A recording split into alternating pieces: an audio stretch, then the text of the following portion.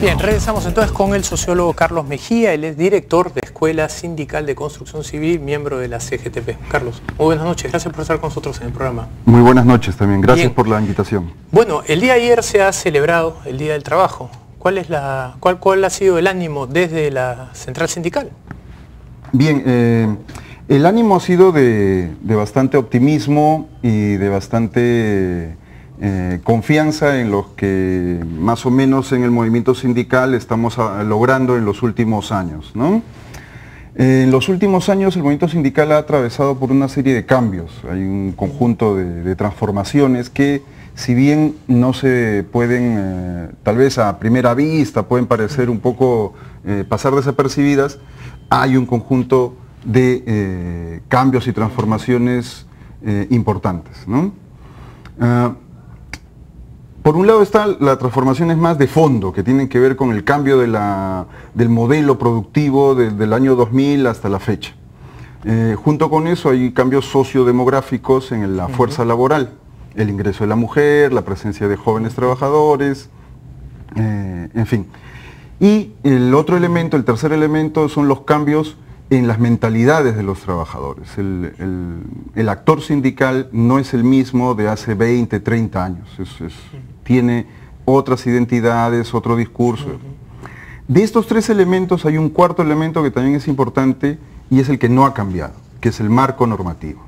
Son como 4 ruedas de un coche, 3 están funcionando más o menos bien y la cuarta permanece estática desde 1992, donde tenemos un decreto ley, es decir, una norma dictada por una dictadura, y sobre ese tema no hay mayor transformación, mayor cambio.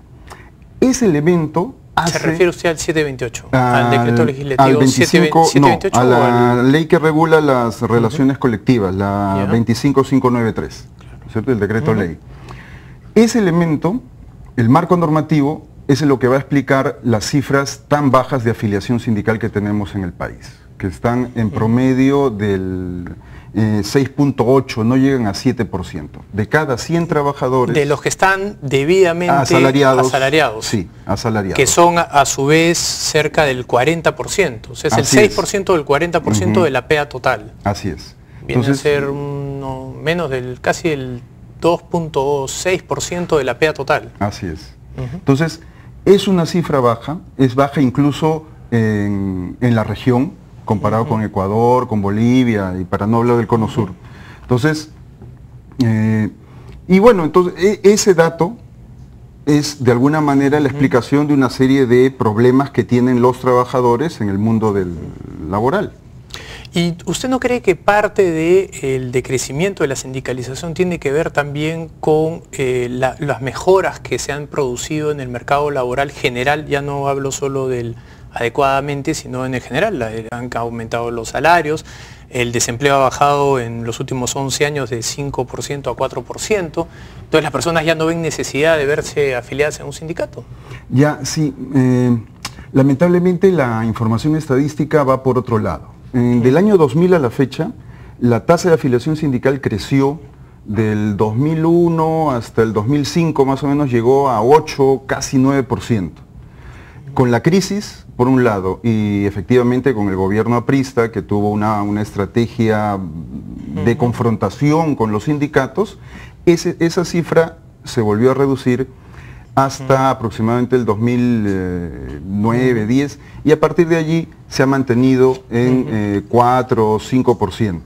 Entonces, estaba viendo yo cifras hoy día, revisando un poco desde el Ministerio de Trabajo, y la verdad es que en principio los trabajadores peruanos deberíamos estar todos muy contentos porque han mejorado los ingresos, ha mejorado el empleo adecuado, ha pasado del 40% en el 2001 al 62% casi en el 2011, se han reducido las horas de trabajo y lo que veía más bien es que había una correlación directa entre ingresos y educación, y la educación está justamente en manos de un sindicato.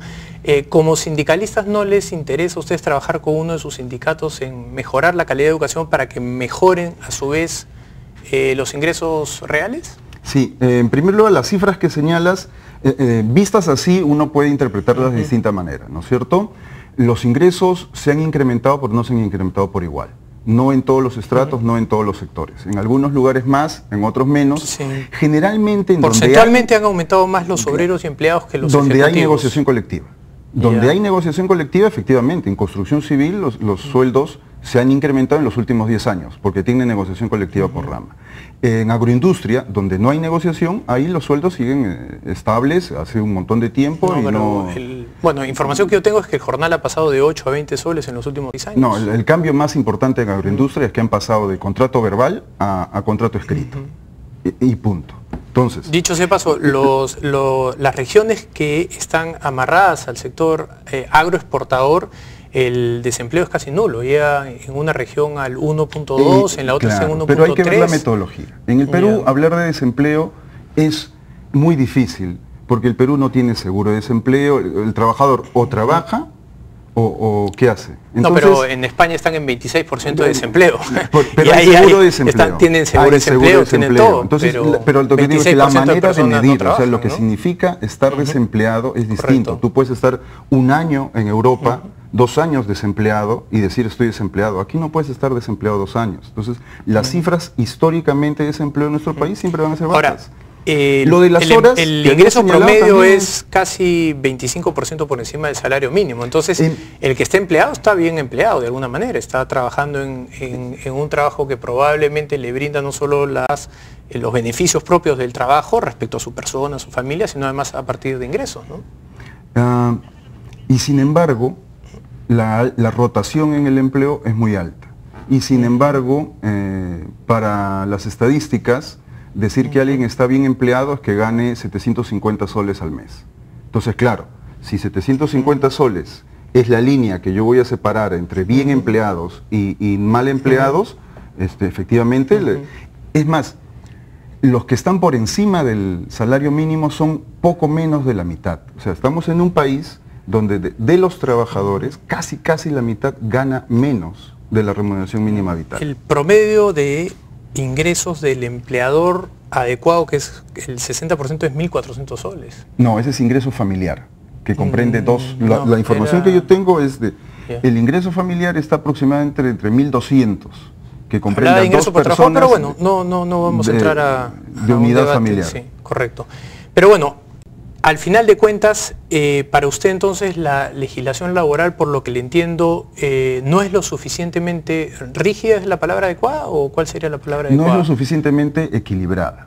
O sea, lo que tenemos que tener claro es que en todos los países más o menos civilizados, las reformas laborales se han hecho a través del diálogo social, no en el Perú.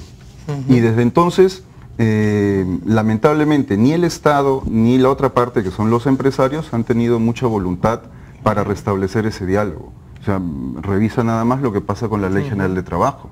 Es algo estancado, casi 10 años y está dando de aquí a allá, y sería útil tener una Ley General de Trabajo. Sin duda.